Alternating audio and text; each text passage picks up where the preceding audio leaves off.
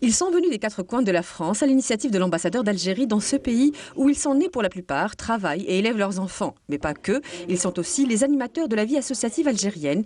Une réunion qui intervient au lendemain de la décision d'ouverture partielle des frontières aériennes de l'Algérie. Les gens ont marqué leur satisfaction suite à la décision de rouvrir les frontières, de faire en sorte qu'il y ait près de 5 vols quotidiens à partir de la France, c'est-à-dire de Paris, Lyon et Marseille, à destination d'Alger, Oran et Constantine, dans une première étape. Et pourquoi pas étudier la possibilité par la suite de rouvrir encore 2 autres destinations, certainement Lille et Toulouse, et puis côté algérien, pourquoi pas Annaba et Tlemcen.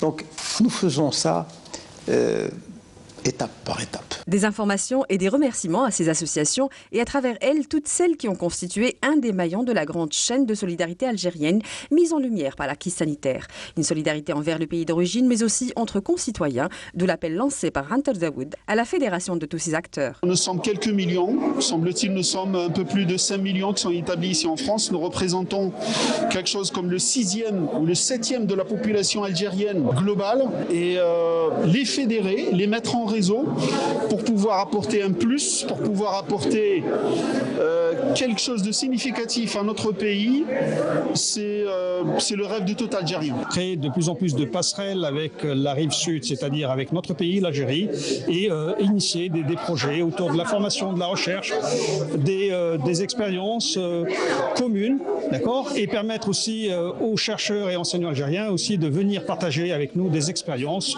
dans les domaines qui les intéressent. Ce que j'ai retenu, c'est qu'il y a un renouveau. Donc il y a un renouveau qui s'opère, il y a de nouvelles perspectives. Il y a aussi la question du futur, il y a aussi la question de la jeunesse. Un message à la jeunesse appuyé par la plus ancienne association algérienne en France, à savoir la Fédération FLN de France, qui se dit prête à passer le flambeau.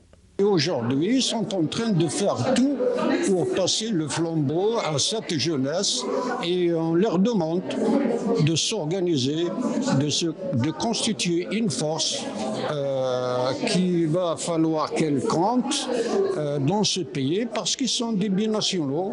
L'autre sujet majeur de ce débat interactif est celui dicté par l'actualité politique de l'Algérie. Il fallait qu'on dise à tous ces militants que le moment est venu, que les revendications du Hirak sont plus que jamais prises en considération à la suite de la dissolution de l'Assemblée nationale et que aussi bien les partis que les indépendants peuvent se présenter à ces élections et peuvent avoir leur voix au niveau de la nouvelle hémicycle. L'un des autres axes de ce débat a porté sur la nécessaire politique en faveur du rapprochement administration-citoyen. Des annonces sont d'ailleurs attendues dans les prochaines semaines.